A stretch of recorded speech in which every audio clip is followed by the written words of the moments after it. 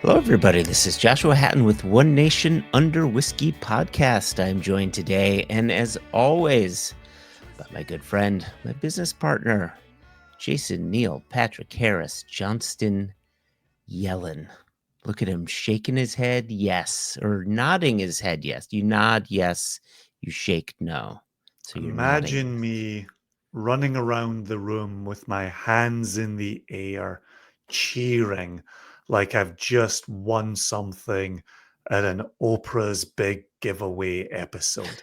Imagine tears in my eyes. Yeah. That's how excited I am for today. Right? Same. You win a bottle of Garryana, and you get a bottle of That's Garryana, exactly right? right. Look under your chair and you pull out a Garryana 10th edition 10-year-old.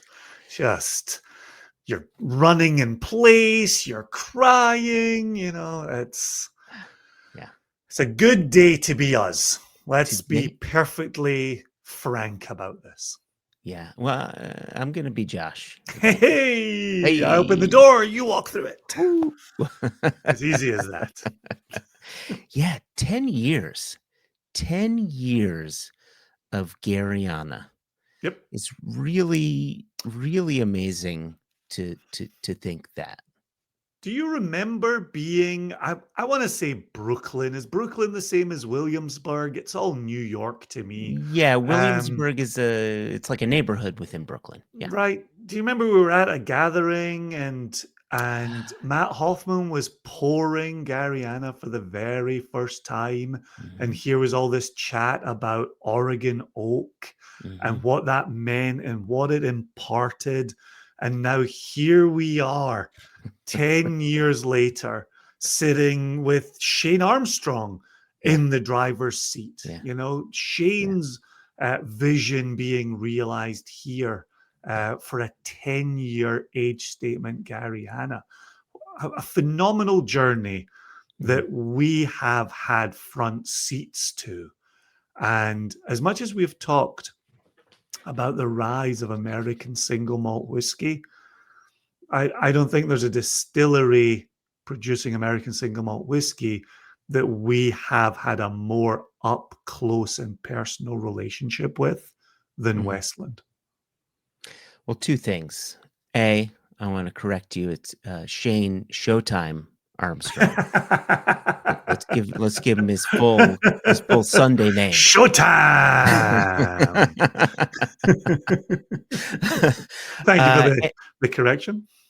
and you're correct. I was doing the math. Our very first bottling with Westland was bottled in October 2014. There you So go. here we are, Gosh. October 2025. So 11 years ago, before Garryana was a product, right? I love that That's you how pulled long. off 2014 easier than you pulled off 2025.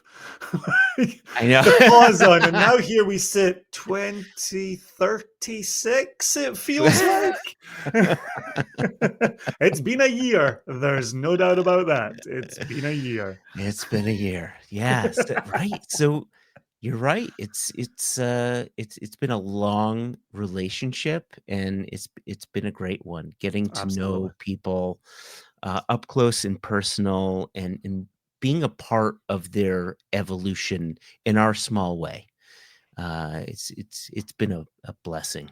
A really very cool.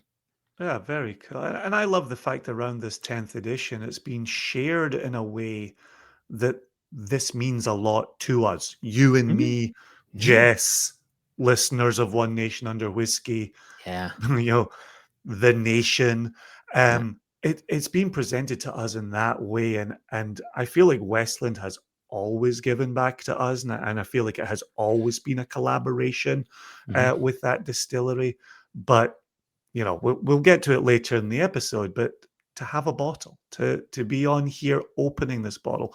tasting it with you, is special, right? Yeah, yeah. We've been on this journey, and I already texted Jessica Rabbit Guillermo Lomas to let her know that there's a pour of this at my house waiting for her. Good, good, good. And so I know she's excited about this, and so I'm really excited to hear her thoughts on this when that time comes as well. So this Yeah, is a because I family release.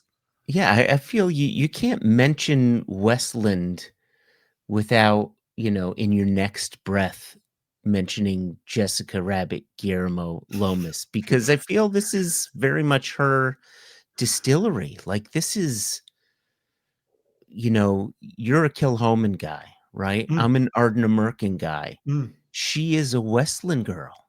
This seems like this is her distillery, right? She champions it. I would easily say more than anyone else in the United Kingdom, right? Yeah. And Yeah. I would maybe extend that to Europe. Yeah. Yeah. It's yeah, she absolutely loves Westland, and Chris too. Yeah. True. True. True. True. Let's not leave Yeah. Chris out in the cold here, but yeah, no, I love their enthusiasm for this, their excitement for this, Mhm. and I'm excited for us to get to taste it Oh, later in I the can't episode. wait. Can't wait. So you were out in Washington State, out in Seattle, with Shane Showtime Armstrong.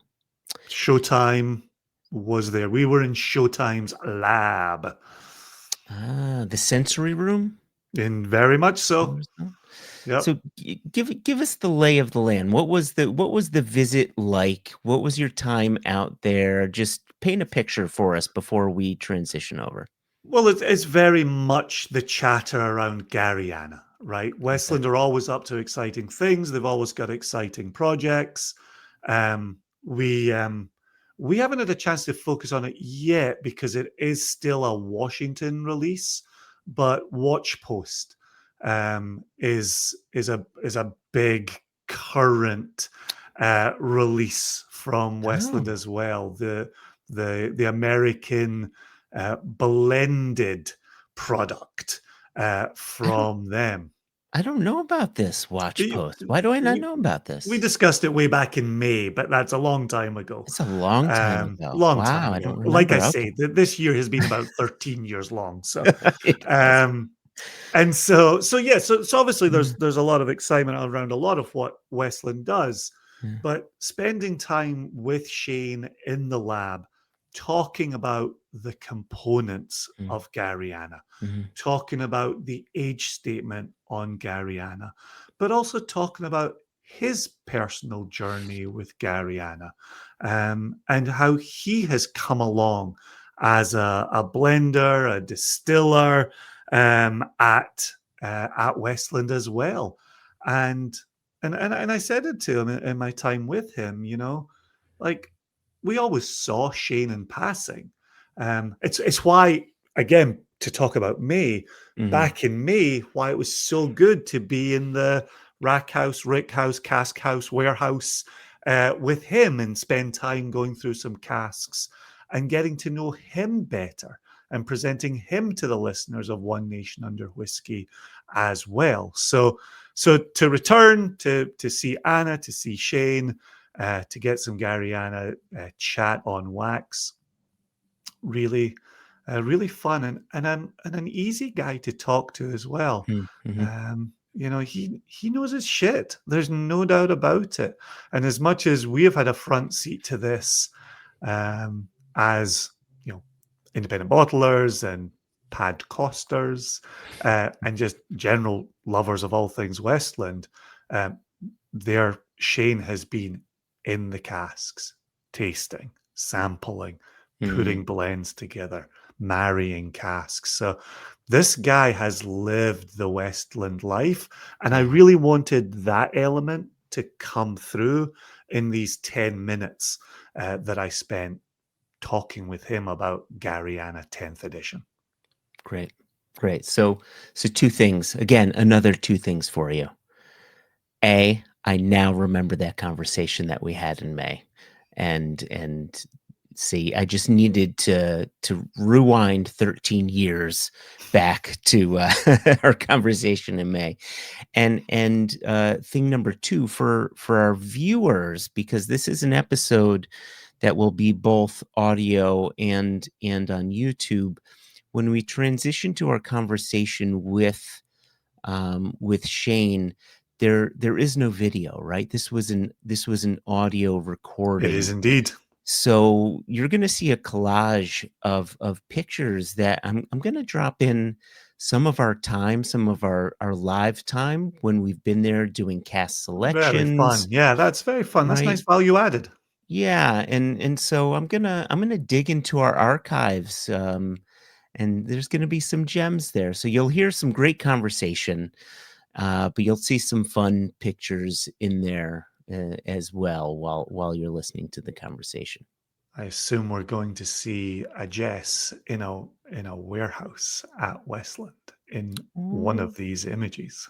oh, you may indeed.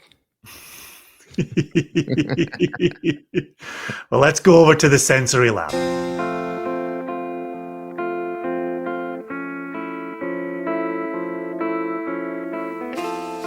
Shane, thanks so much for spending a few moments today talking to us about Garryana, release number 10, and with an age statement on it now. Congratulations on getting it to this point. You've been there, here, around for the duration of this. Can you give us a little sense of your perspective on where this started and what this looked like back in the very beginning? Yeah, thanks for having me on. Cheers. Talk about Garryana. Pretty exciting, pretty hard to believe that it's hit 10 years old. So I started working for Westland in 2011. Okay. So pretty early on. We're at the smaller facility, the current distillery, the Eder Crane factory, as it used to be, had dirt floors in it.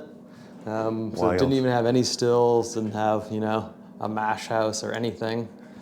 So my first experience with Garryoak was one of the founders, Emerson Lamb, described a cask that they had as tasting like someone put out a forest full of matches in his glass.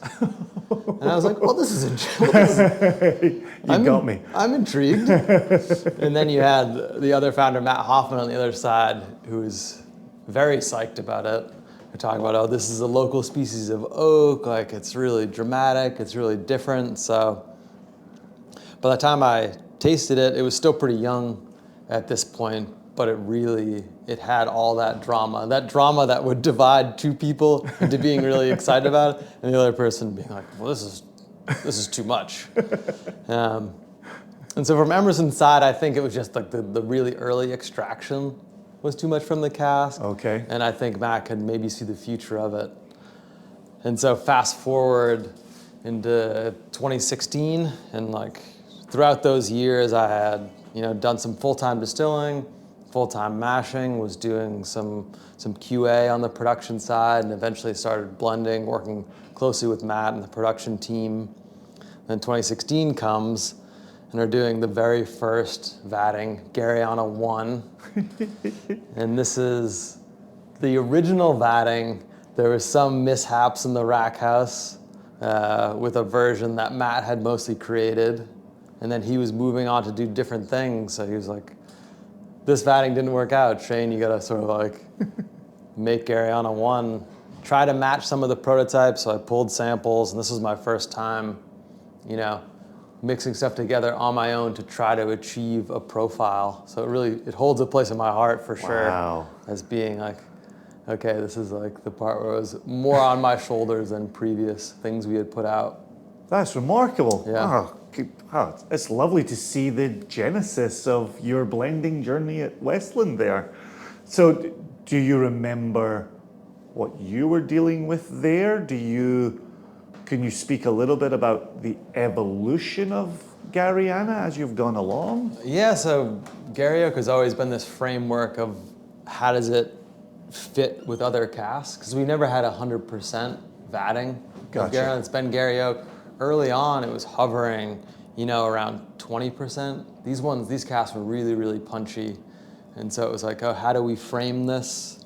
The first edition, we mashed it with a little bit of peat because there's some commonality between like the smoky peat and the Gary Oak flavor, like the high clove. Like Gary Oak also has a little bit of a smoky signature to it, which is cool. So it was how to frame that originally. A little bit of peat, some of the 5 malt in new oak, and how that worked together. So that was the first edition. Like second edition, I wanted to really, really contrast it. So I used some pale malt that was aged in ex-bourbon and matched that against some Gary Oak. And sort of played that, and then we started to get into different versions where we're using like sherry and wine casks. Another one that was full-on big peat. But so like taking these different pieces and seeing how Gary Oak behaves. We also have variability in cooperages, like not all the oak is exactly the same. It was air dried for different times. So within the stocks, it was, the least stable cask you could possibly have, to be honest, but it also had that magic to it that I consistently do this reference, and partially because I love it because it was before the movie came out, but I talk about Dune, and I talk about, the spice in Dune, the melange, and so it's like this thing that's hard to put your finger on, but it has a lot of power and it drives the universe. It's like that, it very much consumes your mind when you're blending and when you're thinking about it. And to arc us all the way to this point, to be putting out a vatting that's 10 years old is wild to me. It's like 10 years old that like expresses the place that we are through a tree that only grows in this region. It's a gnarly connection. Yeah. And I think if we've talked about sense of place, and clearly we've got Dave Broom's book on that very subject, Garryana connects Westland to the Pacific Northwest. I'm curious, obviously, in what you're talking about, how much emphasis it brings to a blend or a vatting. When you were first using it, when you were releasing Garryana, was Garryana as an edition, an annual edition, were you looking for a commonality there? Were you free to have Garryana be whatever it wanted to be year upon year? And then follow on to that, what did it look like when you started having second fill Garryana to play with? Yeah, so there was always this freedom. The only defining thing was it had to have Gary Oak in it. Gotcha. And so that's what I was talking about with dialing in, wood from different cooperages that have been air dried for a different amount of time, is always keying in on it. Wasn't exactly the same percentage every year. Like it could be 20%, and now in these later versions it's up to 40%, because I'm always looking for it to express some Gary Oak signature. Yeah. Whether that's the exaggerated clove or whether that's the one we used to call like Kansas City barbecue. Yeah, I remember that. We were really hanging on to that note for a minute. And it has to have that signature, but there's also a ton of freedom within it. And I like to have Gary or the Garryana release like comment on itself. So some of it was like, oh, here's some like full term maturation PX 1 year, and maybe the next year it's like refill PX butts. So you kind of have something that's a through line, but it comments in a very different way. And then say for like 8 versus 9 comparison, like 8 had some full term PX butts and 9 had some full term Oloroso butts. So it was a comment on sherry, like here is Gary Oak with sherry, but these are very different beasts altogether. So they're kind of working off each other.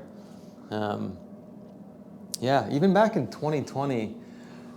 So this is an interesting story about Gary Oak. So I was coming off of like getting COVID, and I don't know if you lost your sense of I did indeed. smell and taste. Very scary. Yeah, but for me, it's a big part of my job. Being able to smell Same. and taste.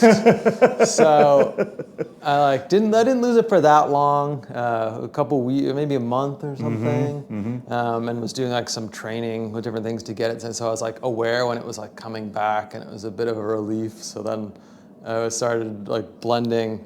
It was Garryana 7 must have been, and I was like wanted it to be really big, you know. You're lost something. You're like, all right, well let's just turn it up, and so like had a very personal connection to. Me and how I was tasting at that time. And you want to reflect it being big and a return of smell and taste, which was kind of fun. So then that second question that I snuck in as a Trojan horse there, what does Garryana look like in second fill? And do you have and do you have refill Garryana? So earlier this year we actually had a second fill Gary Oak. Heavily peated spirit was in it. So Anna spoke very highly of that. That's a big whiskey that's really, really interesting. And this edition, this 10-year-old edition, also has some refill. I'm really excited about it. It's just like another thing. It's not quite as punchy, a little more nuanced. Like, I don't like using the word refined, but refined. He said apologetically. There's more going on. Like sometimes Gary can really take over and wash over the spirit, which is like functionally in blending is nice because it can kick it up easy, but also the refill is nice because there's more balance between malt notes and the cask notes. I think even has a lot of potential for a third fill. Like down the road, it'd be really interesting to do a refill full-on Gary Oak release when the time comes and we build up enough stock of those. Yeah, tying the second use into what you were saying previously about that Kansas barbecue note, does that soften? Does that sweeten? Does that evolve? What type of flavors are you seeing in second fill Garryana? Yeah, so it matches it is just like a little bit softened down. The clove remains. That classic barbecue was really something that hung on more to the early ones that we got from a specific cooperage. And I don't know what the deal was with the area or like what was developed specifically in that wood to give it that. But the second fill, like I said, it just is more an even playing field with the malt, which I like, and it weaves in and out as opposed to strong arming it. I think that makes good sense. Yeah, that fits. So we're seeing an age statement on this year's. Now it's the 10-year-old age statement. Do you know at this point, is the plan going forward for that age statement to remain the 10? Will that evolve each year? That's the idea, nothing's like set in stone, but that's the idea is we've gotten to a point where we can do this. We can do a 10-year Garryana, which is pretty exciting. And then as an annual release still? Annual addition to use still your as language? an addition, still as like it not having a super defined profile. Like defining thing is going to be 10-year-old for now and have Gary Oak, and that's going to drive the profile. But I can bring in all these other pieces that I want to, contrast or complement the Gary Oak. No, I think all that makes great sense. And honestly, to have been on the sidelines, to have watched the evolution of Garryana, the reception of Garryana, even to the point of, what Garryana ended up in the top 3 of the Whiskey Advocate, top 20. Yeah, that was a big one. Was that the 2023 edition? That was Garryana 8, which I remember what year. So Garryana 8, 2023 edition. That was a proud moment because then Seattle Times picked it up and it sold out pretty quick. And we hadn't really had something like that happen before, like a very direct, like getting high on this list. People are psyched and people come out and buy it. So it makes you feel good. Yeah, Garryana has this very visceral power. I mean, you have a lot of places saying, they're expressing where they are in one way or another.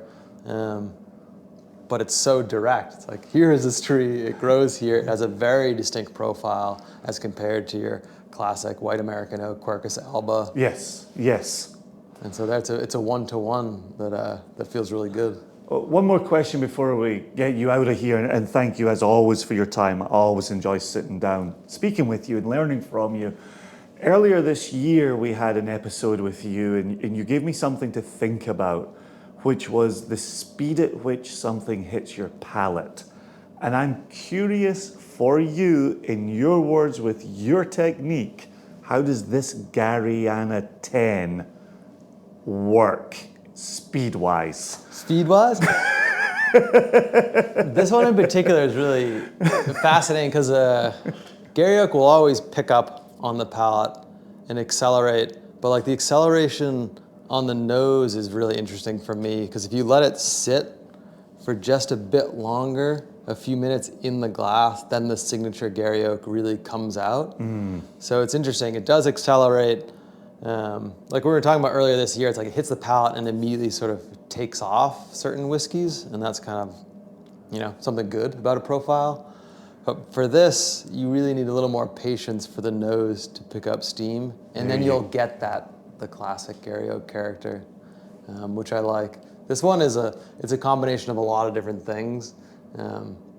So if you let it sit, each one will speak up. But after a certain amount of time, it's really just the Gary Oak sits right on top, which is nice. Okay. For the consumer getting their hands on this, can you give us a few notes to look out for ourselves?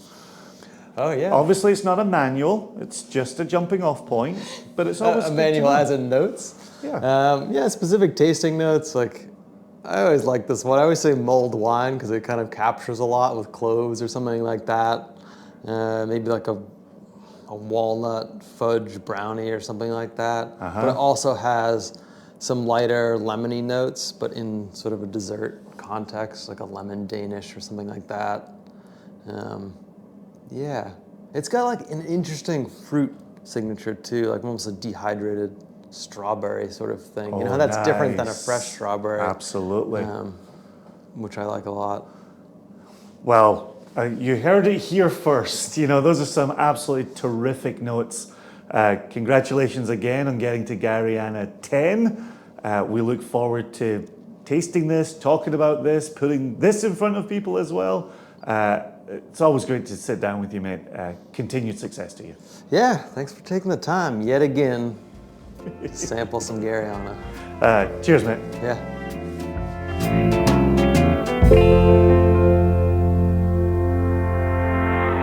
Listening back to Shane there just gets me so excited to be tasting this with you and, getting to the unboxing of this Garryana 10th edition.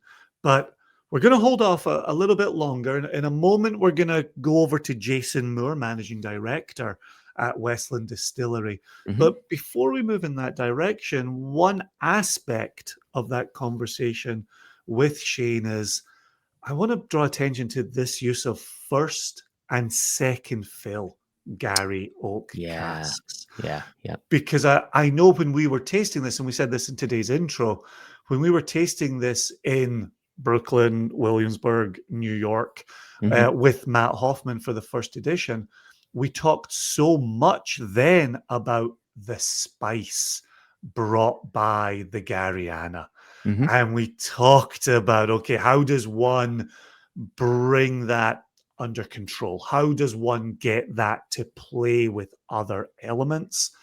And seeing this inclusion of second fill, and one of the aspects we've always talked about with single cask nation cask selection is second fill will allow spirit an opportunity to breathe a little more. And the wood will do a little bit of framing, but not big flavors from the oak. And so I'm curious for you, Joshua, partly in receiving the wonderful paperwork from Westland with this release, but also listening to Shane here. What happens in your mind when you hear the use of first and second fill on the Gary front? I love the idea of second fill because some of the iterations and also some of the single casks of Garryana that we've tried is that it can be heavy-handed, and that could be fun. But my understanding too is, this iteration of Garryana has some of their 5 malt mash going on. And so there's a big story to tell in this Garryana release. It's not just about the oak.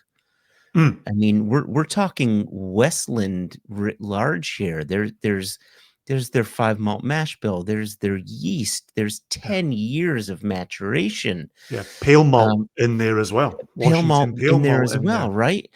And so them using some of this second fill Garryana shows another side of that oak, but it also steps back a little bit.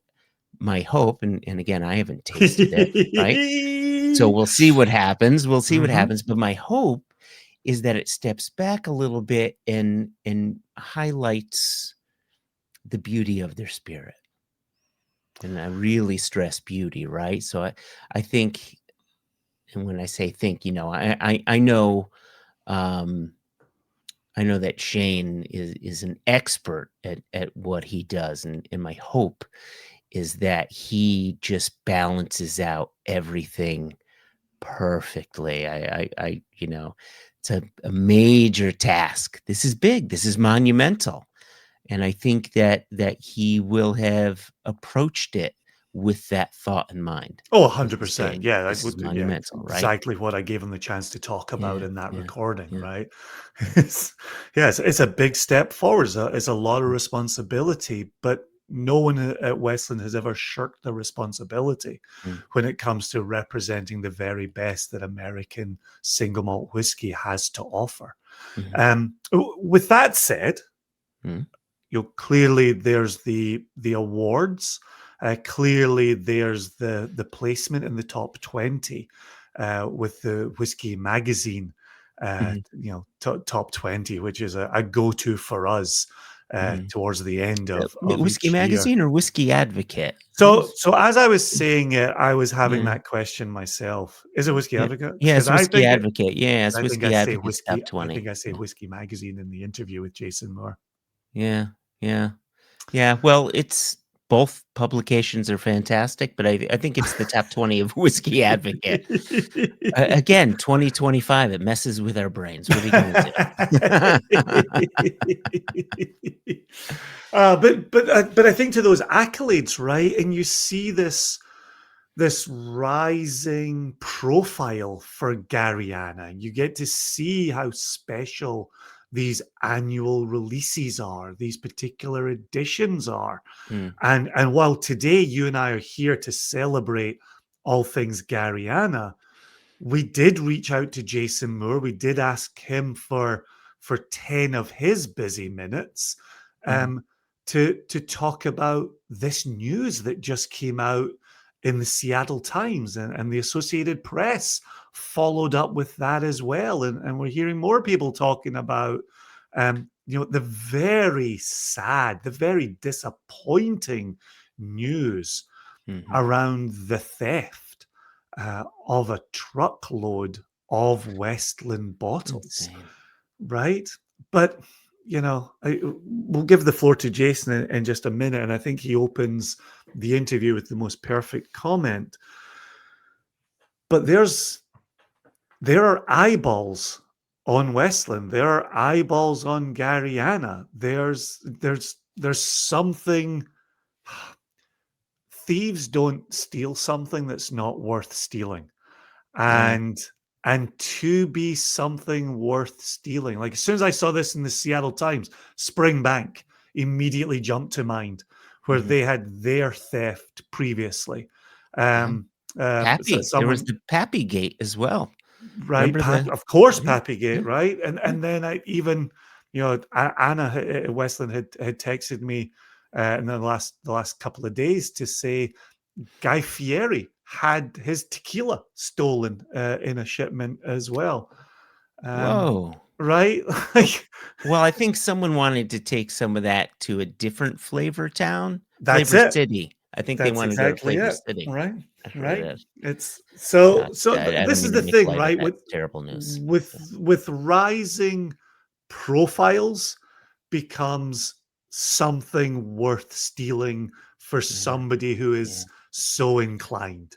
And a rare limited release has been stolen, which honestly, I can't believe I'm sitting here uttering these words into this microphone. like a limited Westland release has been sold, along with Watchpost, along with Flagship, right? Yeah.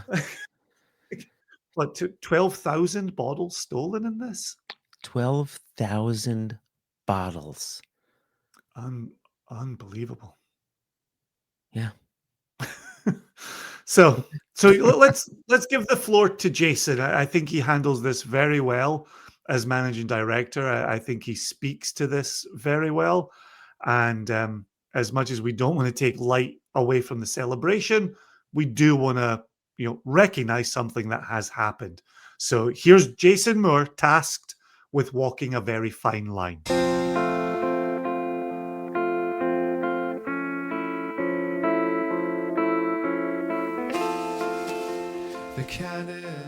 Jason Moore, Westland, thanks so much for making time for us today.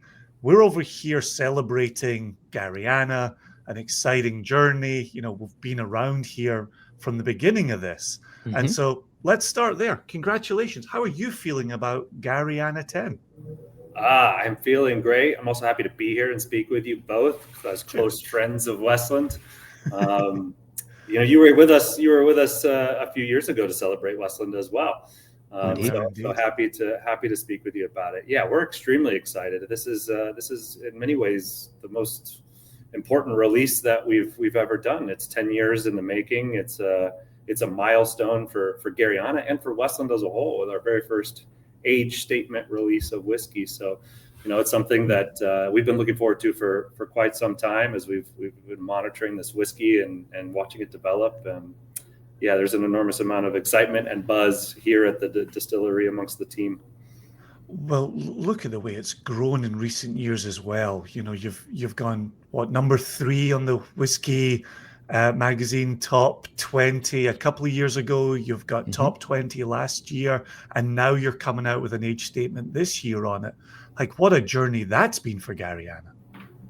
Yeah, it's been a ton of fun. The 2003, which was the 8th edition, that, as you mentioned, was the number 3 on the Whiskey Advocate list. I think it put us into a new frame with Garryana, and it really clarified for us, that what Westland has been doing from the outset in terms of creating whiskey with a direct sense of place, and really focusing on the raw ingredients and those flavors that can come from a distinctive part of the world that we hold so dear, and reaffirm that people resonate with it. And so, yeah, it's been quite a fun ride from that 2023 8th edition, which sold out quite quickly, and then into the 9th edition, which we had the most people that we've ever had at the distillery for the release of edition 9 as well. And we have more RSVPs already for the release on the 18th. I'm not sure when this will air, but it's going to be probably the biggest event that Westland has ever hosted. That's so cool. Wow. So cool. Wow. Joshua, I know you're bummed we're not there. I'm glad Jason brings up being there a couple of years ago, but the floor is yours, Joshua. Yeah, well, I mean, I'm personally excited as someone who has, I think I've got to check my own shelves here. I think I've got 1 through 9 on my shelves. So when I've got bottle number 10, to be able to taste through all of them, to see that evolution, I think is going to be absolutely fantastic. Well, certainly talking about the tasting, we have got Shane in today's episode as well, talking about the building of Garryana and the flavor profile that went to Garryana, and him also talking about his excitement around the age. Obviously, there's another side to the news around Garryana that we're not lawyers, and we barely have a legal team. We are not going to be discussing an open investigation around these parts. Although I do have a Macintosh coat. I could play Columbo over here and ask Jason just one more question. The You gotta do the Columbo eye. coat. Do the eye. I'd rather just sit and read The Princess Bride, to be honest. For me, Yeah, it's there you go. over. That's better. But obviously there's this reported theft of a truck of Westland whiskey. 3 different releases on there. What's that like for you at Westland Distillery right now? How do the team feel about a missing truckload of whiskey? Yeah, maybe I start from how we felt when we found out about it. I mean, it's heartbreaking to see this happen, and a theft like this, which we're hearing in the news lately. There's more of these things that have happened in the spirits world, and to have it happen around this release that we've put so much energy and attention and passion and just years of work into. It was tough to swallow at the beginning, but we're really fortunate that we still have product. I didn't get it all, and what I think we're feeling now is just this kind of overwhelming sense of support from the community of Westland fans and the people that have been part of this journey over the years.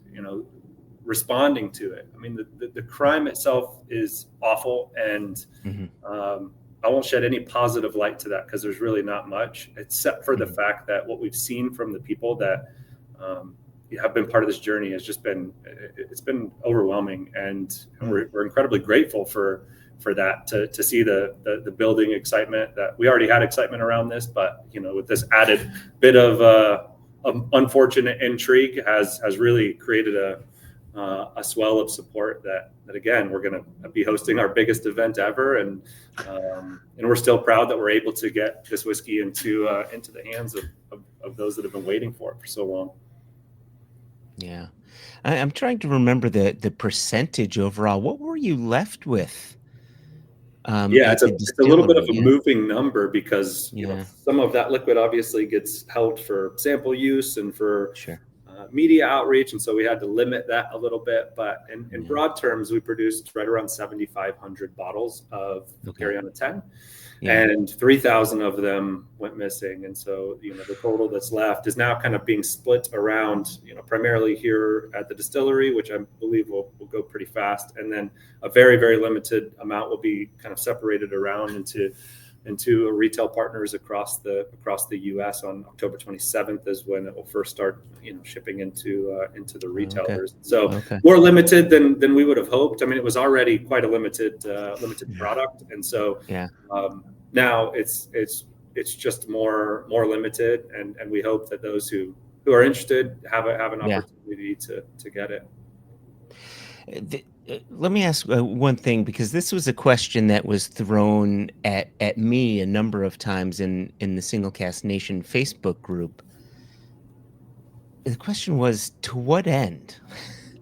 You have these thieves, these thieves taking bottles. To what end? It simply makes no sense. And obviously these are philosophical questions. What does someone do with 3,000 bottles? How do you easily just get rid of this? And obviously, maybe not obviously, I don't know if you have these answers, but it just makes no sense what someone would do with a truckload of bottles. Yeah, I mean, that's a great question, and one that I can't answer at the moment. I mean, first, the investigation's ongoing, and we hope to have more information on the kind of reasons and the who did this. There's maybe we'll have those answers one day, maybe we won't. But as you say, I mean, in the U.S., it's quite difficult to move illicit spirits in any way, shape, or form. I mean, we operate in a controlled system that licensed distributors or state organizations supply retailers, and operating outside of those bounds is trouble for anyone involved. And so yeah, we don't know what the end goal is here, but we hope whoever is behind it, there's justice at the end of the day, but now it's in the hands of law enforcement. Yeah. Yeah, I thought the Seattle Times actually drew attention to an aspect of whiskey that I think we often forget, which is this Garryana 10 is 10 years in the making. When 3,000 bottles of that get stolen, disappear, get taken from allocation, you don't just go into the shed and make another 3,000 bottles of this 10-year-old whiskey. And I sometimes think it's all too easy to forget the journey whiskey goes on. The importance of a 10-year age statement on the label, on the packaging, communicating that to the consumer. And so, I on one hand, I feel like I'm coming out of this returning to the people who have made it, to the creation of Garryana, the celebration of Garryana. And I know you, Jason, have tried to put a positive spin on this. And I would say, for a takeaway for me as a consumer, as a lover of Westland, I think if the spotlight is back on Westland and back on the people at Westland, then we can take that from an otherwise sad series of events.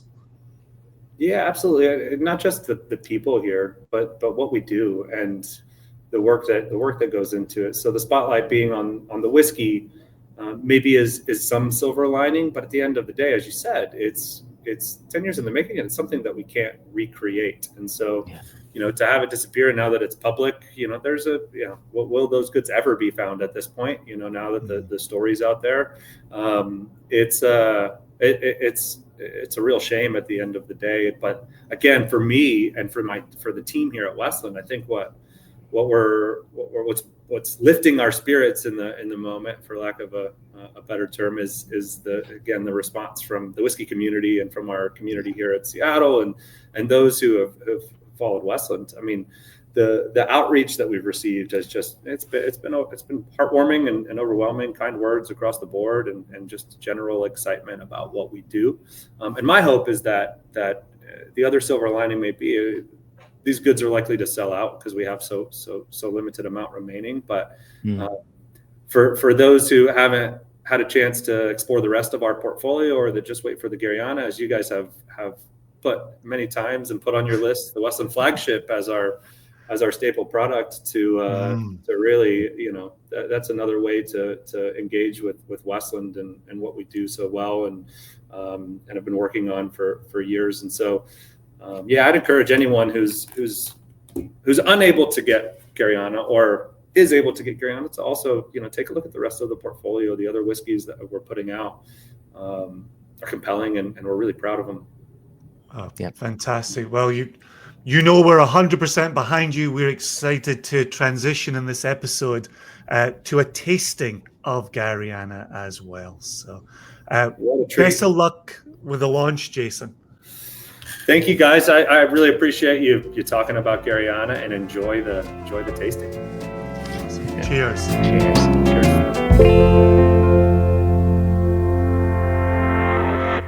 I don't know, Jason, if I could have done. There's no way I could have done a better job walking a fine line, than Jason did, because it just simply is not. It's not easy to do. Yeah. And I really, I feel for him. I feel for the entire team at Westland at this time when they're releasing probably the most monumental whiskey in their history. An age-stated whiskey. Yeah, their very first age statement. And to have to talk about something, obviously he doesn't want to talk about an open case, an open investigation. Yep. And we didn't want to pry and Nope. But he did a good job. So kudos to you, Mr. Moore, for Yeah, I doing really such. liked the way he opened it, where he said, I don't want to make light of this, Mhm. and I don't want to present this as having positives, right? But the reality is, I'm sitting here talking about this, Mm. and you got to do something with the information. You got to do something with that news. And whether that's part of why they've got more RSVPs for this launch, whether they would have had this many anyway, because as you say, this is a momentous occasion in the history. Who knows what effect this news is having on this launch? But this is going to be a damn good launch. This is going to have a lot of very excited Westland fans at the front door of Westland Distillery. Mhm. And regardless of how they got there, we are going to celebrate that. We are going to champion that as the lovers, the supporters of Westland that we are. Yes. Yep. Yeah. Oh, are we allowed to taste now, Jason? Have we waited long enough? You, sir, will be rewarded in due course. But before we get to the unboxing, I want to talk about the components, right? I alluded earlier to the amount of information attached to this, right? Maturation time. What do you think that number is? Wait, what? Okay, well, obviously it's minimum 10 years, right? Yes, it was the softest softball I could throw. But You are correct. 10 years. Yes. Yeah. There's nothing older than that in here. There's According nothing to the older table. than 10. Okay. All right. Strength 50% alcohol. Some in America describe that as 100 proof, but not us. But Not us, no. We're 50% alcohol people. Grain bill alluded to earlier. Westland Signature 5 malt and Washington Pale malts. Primary casks alluded to earlier. First and second fill Gary Oak. Supporting casks. I love that. Supporting casks. So interesting. Pedro Jimenez, rum, and ex-bourbon. Rum. So interesting. Right? So there's a few elements to be looking for as we go through our own little tasting. Since you have been the patient chap over there, should I go off camera here and introduce?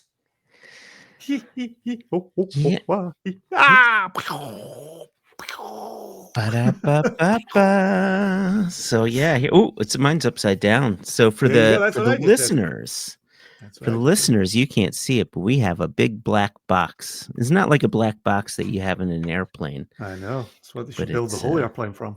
Yeah, but it's a box containing a bottle of whiskey, and in this box, not only is there a bottle of whiskey, but there was an envelope, a red envelope with a wax seal. And Jason, is there like a golden ticket in here? Yes, my ticket was red. I've got a golden ticket. Yeah. Sherry colored tickets are better than golden tickets. Oh, I need to. You ready for this, Jason? Oh, look at that. I always carry a knife on me at all times. You and Kai. Does he? Oh, of course he does. Yes, he does. Okay, I am. Oh gosh, I'm such a neat unwrapper, and I just opened it like it is a burrito. There we go. And then you just start sipping from here and sipping down here, and then you just unpeel the more you pour down on this. That's the key detail here. Oh wow. All right, very nice. There you go. Oh, this Tear is a strips. whole letter. Yeah. I'm just going to read the first line in it. It says, "If you're holding this letter, I trust a pour of our Garryana 10-year-old accompanies it. Should that not be the case, I encourage you to kindly uncork. These words are an attempt to make sense of a whiskey intertwined with my own time at Westland." There you go. How nice is that? Yep. This And is very personal, right? And that's what I was hoping the listeners would get from the time with Shane in the sensory lab, right? Can I go on just a little bit while you're unboxing your whiskey? Because I'm more curious if you heard the words I just said to you while you were reading. No, I 'cause didn't. I know wasn't you listening did to not. you. Well, yeah. What did you say? What did? I was listening. Could you repeat for the listeners what you just told me while I was reading? I've said this for years. If you don't have Joshua's eyeballs, you don't have Joshua's ears. He cannot read and listen at the same time. I can't imagine if I were chewing bubble gum. That's exactly it. That's exactly. So, what did you want to read? Because the listeners heard what I said to you, so that's the important. Yeah, part. I'll never know. Well, I guess I can listen back. So it just says, editing.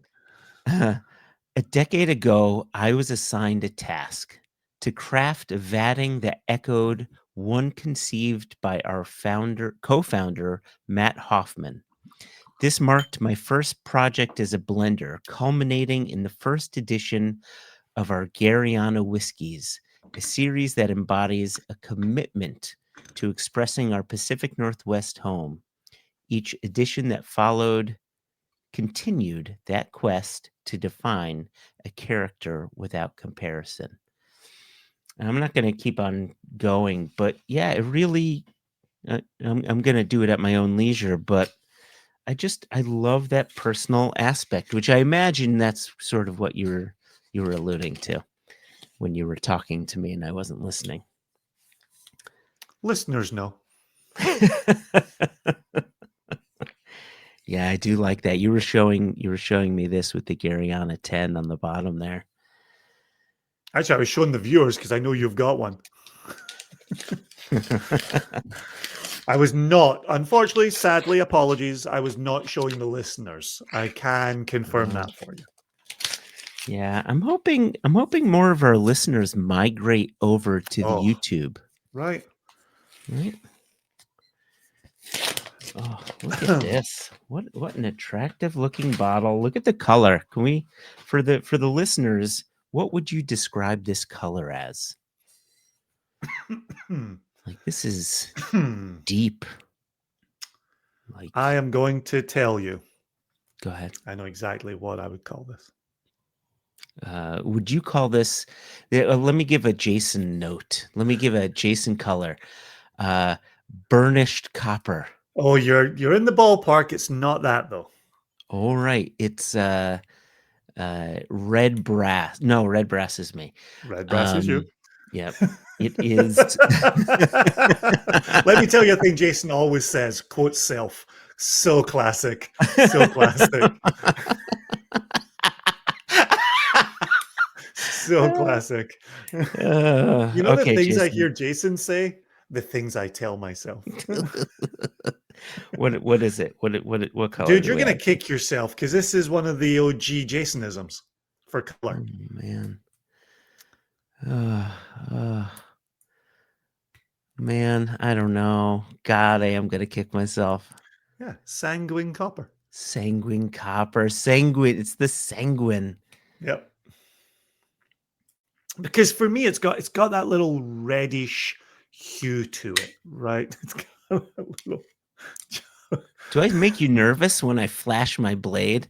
I just open it up like this. Just the way you flick it like you're in the Warriors or something. And that's the movie, not the Golden State basketball team. Who says I'm not in the Golden State basketball team? Man, I can't open Steph Curry, everything he knows. I imagine that's a I love football that it has player. A tear strip and you're using a knife. Because I can't access the tear strip. Oh, you you wear your nails down to the nub, don't you? I do. I'm a bass player, Jason. I can't. I need to access my frets and my strings. All right. Here we go. Haha. All right. Okay. Here we go. All right. I decided to give myself a proper pour. Same as for the viewers over here. If you're Hey. listening, I am maybe 1/3 of a single cast nation glass here. Oh gosh. Okay, I'm a quarter of a single cast nation glass. Joshua's a No. third of a single cast nation. It hits just the bottom of the word nation. Yeah, mine doesn't go that high. Wow, you didn't give yourself a proper pour, Jason. Yeah, I thought it was a third. Turns out it's a quarter. Joshua did a third. Heavy-handed Hatton, you know the nickname. There you go. There you go. Okay. Yeah, that nose is so warm, so inviting. Am I correct in thinking there were previous iterations of Garryana that may have had a little bit of peat in there? I wouldn't feel confident supporting you on that. Yeah, I wouldn't support me in that either. Don't lean on memory. Yeah. What's Watchpost? Right? Oh, Jason. What are we many gonna minutes do with ago me? was that? Wow.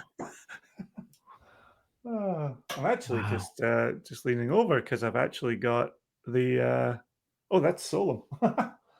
Interesting. I thought I think I gave I took last year's sample of Garryana to the UK. I traveled shortly after we recorded the episode, and I Okay. took what remained for Jess so that Oh, Jess could taste it. So I thought I had it on my shelf. It was actually Solom 3rd edition that's sitting on my shelf here. Okay. Yeah, I've got. Do I have the 3rd edition? I think I may have a sample of that. Oh, the nose on this is just glorious. Like you get the Gary Oak front and center, right? With that barbecue kind of baby back ribs going on, right? I want my baby back.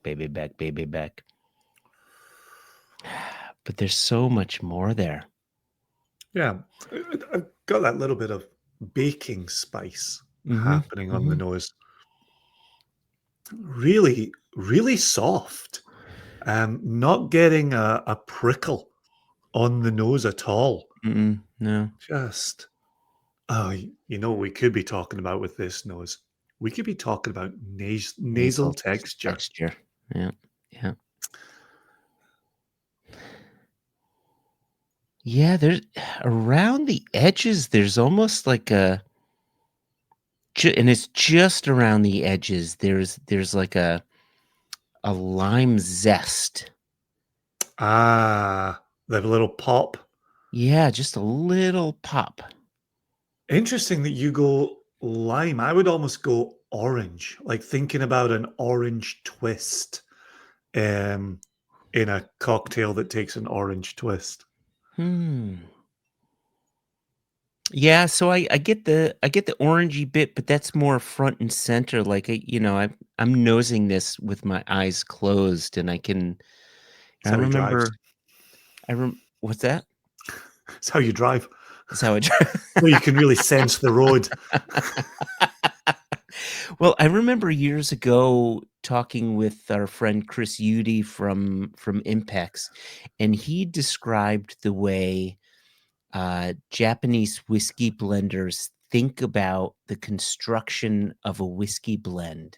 Mm-hmm. And they talk about it in circular terms from the center out. Mm-hmm. And so sometimes I think about that when I think about tasting notes and sensory notes.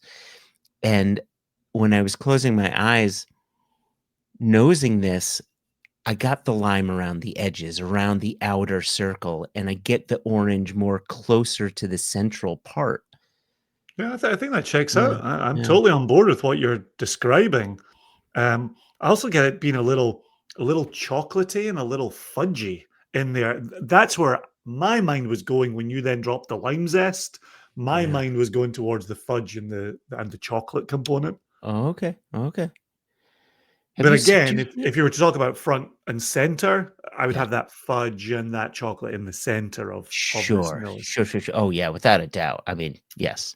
I mean, part of that, my guess is going to be some of the mash bill Ah, going 100%. on, but there's the Pedro Jimenez sherry cask coming through.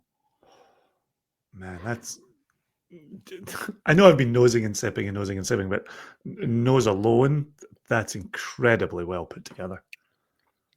Hmm. Hmm.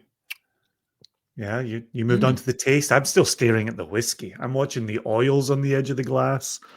I'm watching the legs run down the glass. Oh boy. Wow. There's a real sort of cola note to this. Oh, I like that. There's a cola note right down the center of the palate. Then just outside that, I'm getting like graham crackers, crumbly graham crackers, little brown sugar, Brown sugar, 100%. right?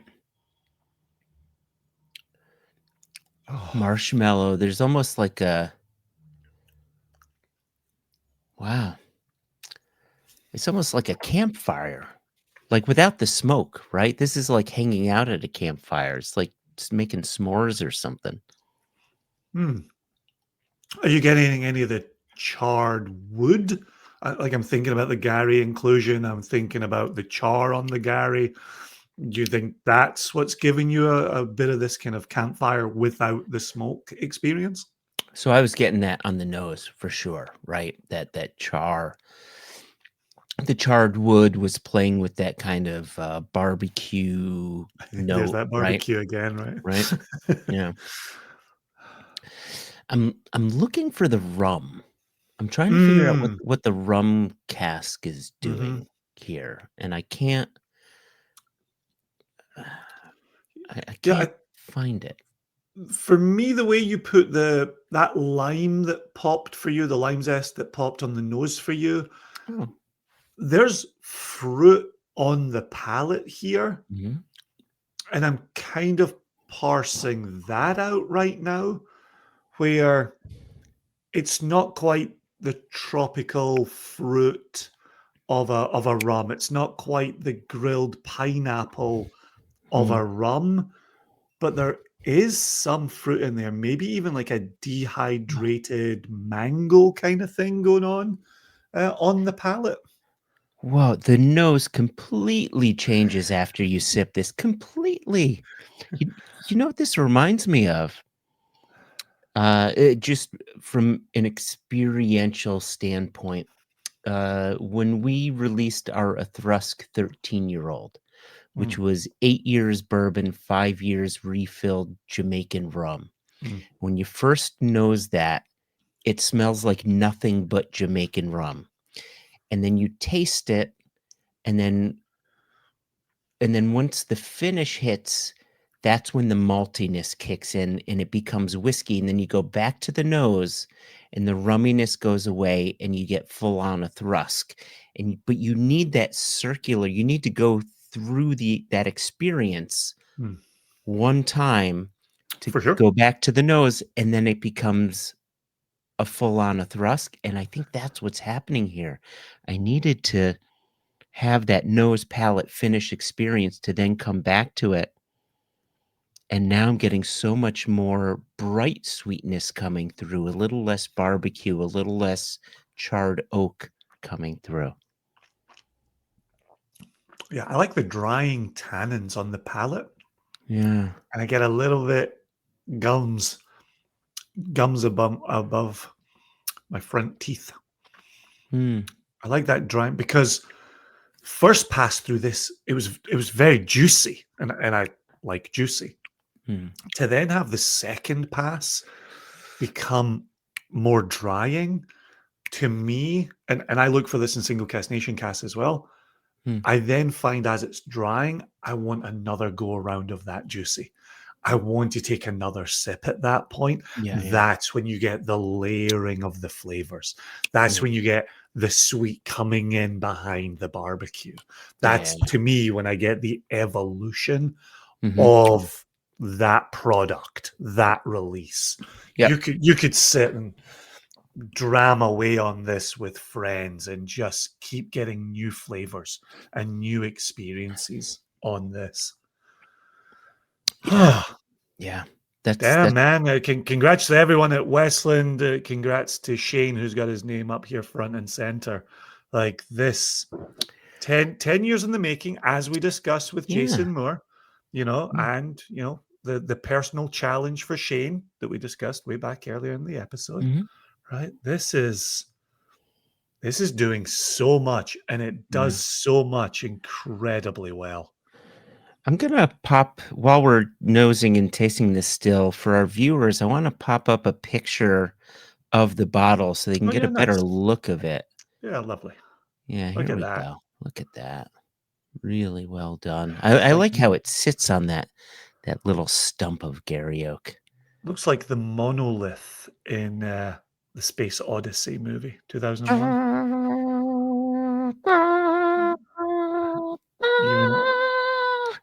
You and I could be throwing the bone, Yeah. Do you like the Simpsons version of that better, or the History of the World Part 1 History of version? the World Part 1. Only because I saw it before The Simpsons, and so that one made me chuckle. Well then, there you go. Yeah. There you go. That is excellent. Really excellent. Jess, I think, is gonna love this. I think this is gonna hit Jess's palate so well.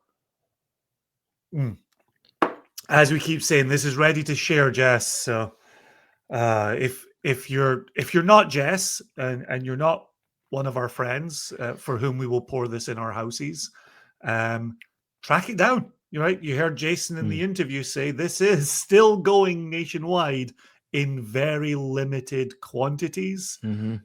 This is worth the price of admission. $150, 10th edition Garryana, 50% alcohol, incredibly well put together.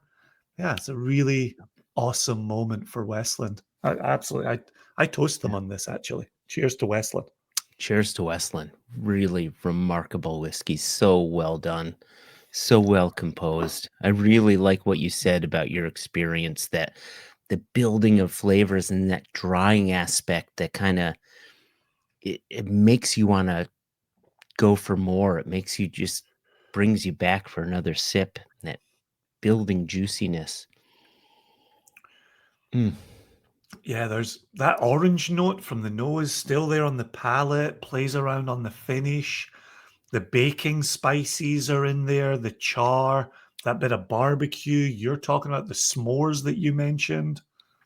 Yeah, the s'mores are really there. I like that. The graham crackery kind of sweetness. Just fills the mouth. Man, I am a lucky chap who will be pouring this during these fall and winter months. I will be sharing that. I know there's no doubt from you, Joshua, that'll be getting shared early and often. I'm going to be doing A, same. B, I think I mentioned it in our conversation with Jason. I'm near positive I have Garryana now, Garryana 1 through 10. Yeah. And I want to do a side by side. That was brave. How far into that did you get? Oh, dude, I wasn't counting at all. I was just hoping for the best. By side. Eagle-eyed listeners are going to write in. So. All right. Is that the Garryana episode? I feel like we celebrated. can I We point something shared. before we get out of here? Always. I just want to point one thing out to our viewers and our listeners, because our listeners will have seen this on our masthead, but our viewers can see this right on the screen. We have a new logo. Look at our There we new go. fancy One Nation Under Whiskey logo. She's a beaut.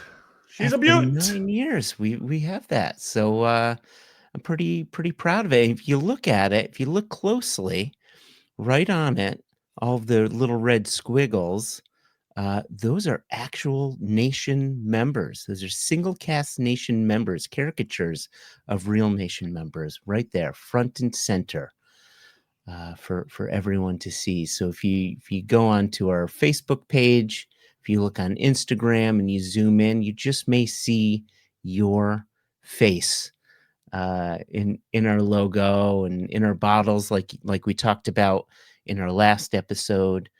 Oh yeah.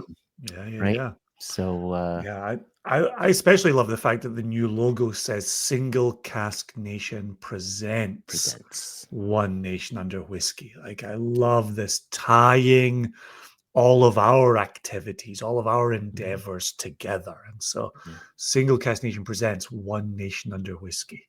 Yes, it does, and we do. And on that note, now I think we can finally say cheers to Shane. Are we saying goodbye? Are we not? What are we doing? We're going to tickle a bell, and then we're going to thank our guests. Oh, we will. Let's tickle a bell. So thank you. I appreciate the reminder.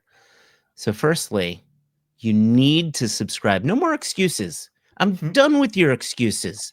You need to subscribe to this podcast, to our YouTube channel. We're only getting more handsome, so you need to be seeing these mugs. Listen in your car, super safe, super fancy. You can also see our mugs on the YouTubes. See, I'm being really serious. I want you to subscribe to our YouTube channel. Listeners, be thankful you cannot see Joshua wielding his knife on the back of a subscription model. Do you think NPR fund drives would do better if Terry Gross wielded a knife? Oh my gosh, Terry Gross should have been wielding weaponry this whole time. Oh my gosh. Missed opportunities. Yes. All right. Yeah, please subscribe. Please check out the channel, the YouTube channel for Single Cask Nation. We live over here, and we're putting more things up here. So you can see Jason Moore in his interview, and you'll see the images that Joshua put in the carousel during the Showtime Armstrong interview. So those are worth seeing. There you go. So thanks to everyone at Westland, to Shane, to Jason. Oh, look at you. You finished yours. Quarter of a glass gone just like that. That is eminently drinkable. It's celebratory and eminently quaffable. I will not be pulling the cork on a Friday and recycling the bottle on a Monday, however. I will be drinking this responsibly through the fall and winter months, and sharing responsibly too. Good on you. What a beaut. All right. I will toast you with the bottle since there's nothing in my glass. All right. Cheers, nation, listeners, Joshua, Westland. Cheers.